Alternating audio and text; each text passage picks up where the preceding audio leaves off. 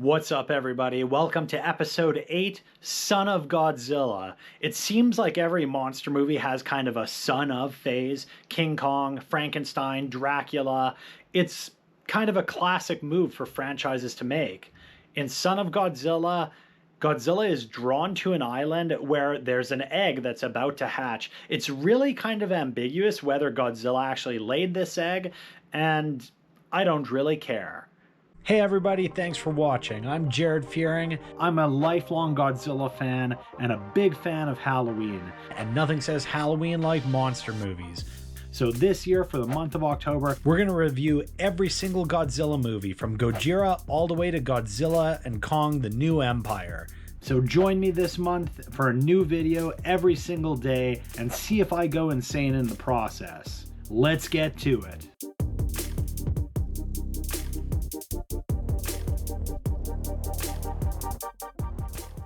Son of Godzilla marks a very different creative team than most of the films, unlike the last movie, which was the same creative team, Godzilla vs. the Sea Monster.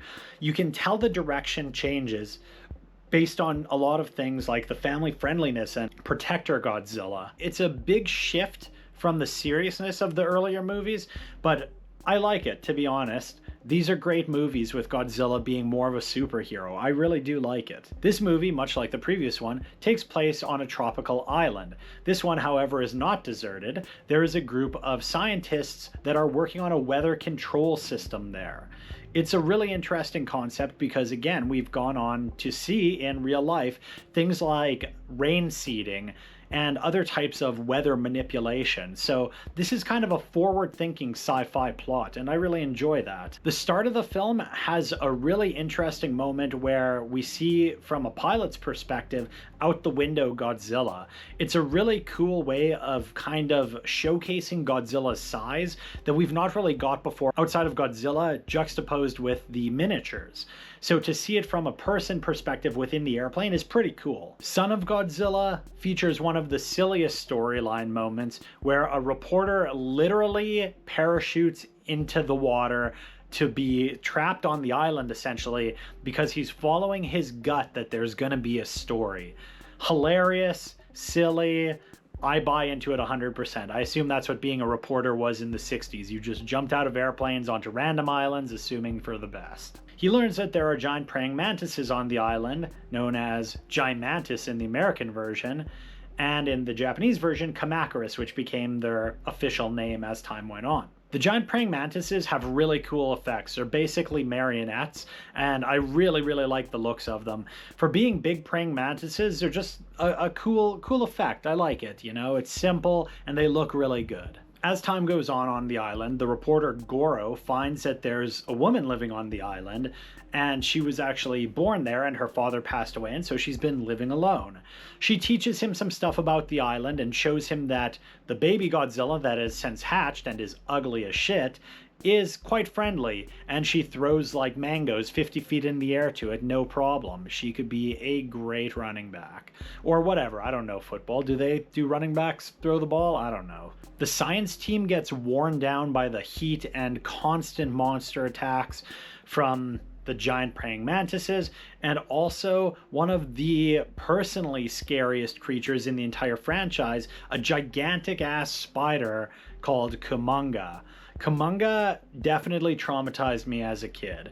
It's a big marionette spider that has a stinger that shoots out of its mouth, and there's one scene in particular where it's fighting Godzilla that is actually like a jump scare moment kind of, and I remember that scene messing me up as a kid for sure.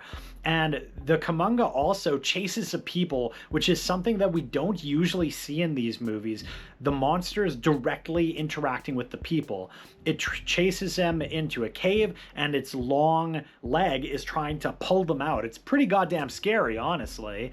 I don't want to be killed by a giant spider. I'd much rather be stepped on by Godzilla or King Kong or whatever. The science team becomes bedridden with an island fever, and the native girl seems to know a cure to it. There's this bubbling red water that flows in a spring nearby, and she can take them to it, but of course it's right by the lair of the Kumonga. That bubbling red water looks delicious. Just like the Ebira juice, I would drink the red water 100%, even though in real life it would probably just be like a really iron-dense, sulfurous water that tastes like garbage. But I don't care. That movie magic makes it look like delicious Kool-Aid. This is the second movie in a row where there's no like world-ending threats or Japan wiping out threats. It's a self-contained movie on an island where Godzilla just happens to be, and he helps out the humans. And again, this is a huge shift from the other movies, and I like it. This and Godzilla vs. the Sea Monster are really fresh in that they are very different than the others. There's not big monsters wrecking cities or anything like that. They're actually kind of showing the monsters living their lives a little bit. In Godzilla vs. the Sea Monster, we saw that he had taken on hibernation, and in this, we see Godzilla fathering Manila, who hatches from an egg of mysterious origin. We don't know where that egg came from. Of all the Godzilla movies in the entire franchise, I've probably seen Son of Godzilla and Godzilla vs. the Sea Monster more than any other. In fact, if we look at the pantheon of movies I've seen most in my entire lifetime, it's impossible to say what I've seen the most, but these two would probably be in there. If we did like a top 5, they'd be near the top. So yeah, I definitely like them, and I highly recommend Son of Godzilla. It's just so much fun, and so is Godzilla vs. the Sea Monster, and it's the same creative team, and you see a lot of that come through. Godzilla's design is a lot more kind of cartoony and almost person-like. They have his eyes kind of sitting up top like a cartoon, as opposed to on the side, which is a little bit more realistic like a reptile. I don't know exactly how I can think of ways to describe the change in look, but it's very noticeably softer. And I guess that makes sense because he's mostly dealing with childlike Manila in this, and Manila acts like a child.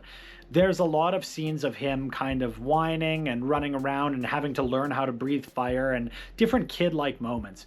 There is one moment that stands out that I really don't like. When Manila is having a hard time doing something, Godzilla raises his hand like he's about to hit him, and Manila covers his head and is like, "No, don't hit me." And I guess you just have to chalk that up on one of two things. One, it's the 60s and, you know, whipping your kids was a little bit more normal. Or two, Godzilla's a monster, so I'll allow it. He's allowed to hit his maybe kid. Like I said, Son of Godzilla is highly recommended. Just like Godzilla vs. the Sea Monster, this is the perfect summer movie. I watch it every year. The English dub is just great for this one. I really like it. Check it out. Highly recommended. Hey everybody, like, subscribe, comment down below. Let me know if you like Son of Godzilla. And come back next time for what I feel might be the most overrated movie in the entire Godzilla franchise. I'll see you next time.